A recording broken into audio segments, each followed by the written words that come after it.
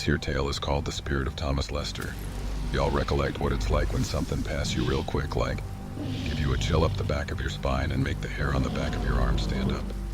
Well, folks around these parts, they call that the spirit of Thomas Lester, my husband. Well, now, let me tell you how it all began. You see, Thomas Lester was coming back through the country one evening when he grew tired and weary. So he stopped past the little house on the side of the road, and he asked the man there if he could spend the night. Well, the man explained to Thomas Lester in his little big house, he ain't had no more room. But there was another house down the road. Only thing though, that house was haunted. Now y'all, Thomas growed up right here down south, just like many of y'all, always hearing the southern ghost tales and tales of the supernatural. So he boasted he ain't afraid of no haints. So Thomas went right on down that road until he found the house. When Thomas Lester got to the house, he took a look inside. He could see that it was dark and creepy.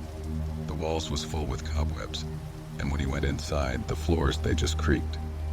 But Thomas Lester, he was tired and weary. Now, right there in the middle of that floor was a broken down chair and a table with a lamp on it. Thomas Lester walked over to that table and he lit that lamp and sat down in that broken down chair to give his tired body a rest. And y'all know what? Ain't nothing happened. At first.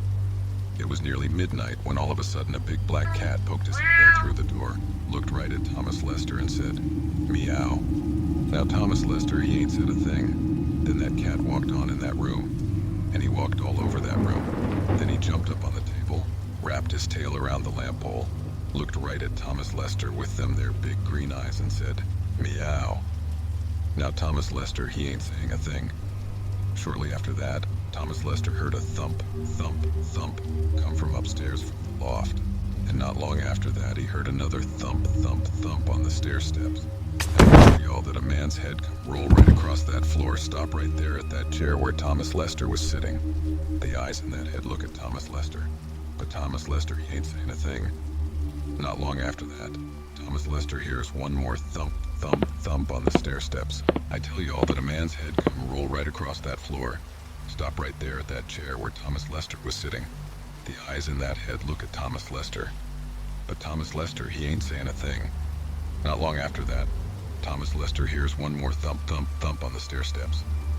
And I tell you folks that a man with no head, yes sir, I say no head, walked right over to that chair where Thomas Lester was sitting. He reached down and picked up that head that was there at the foot of the chair where Thomas Lester was sitting. The eyes in that head looked at Thomas Lester.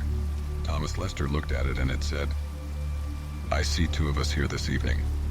"Yes," said Thomas Lester, but not for long. Thomas Lester jumped out of that house and he got to running. He ran and ran till he had plumb give out. So he sat down on a log to take a rest. He hadn't been there but a short time when the man with the head in his hand come sit down on the log right beside Thomas Lester. They look at Thomas Lester. Thomas Lester look at them.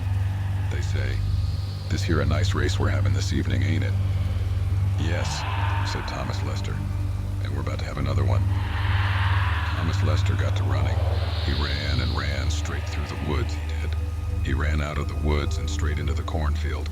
He was running through that cornfield and he saw a jackrabbit running. He hollered to that jackrabbit, "Move out of the way, jackrabbit, and let somebody run who can." So next time you nice folks feel something run past you real quick like, give you a chill up the back of your spine or make the hair on your arm stand up, don't you all go getting afraid. Ain't nobody but my husband, Thomas Lester. Whoosh, there he go again. I can't talk to y'all no more.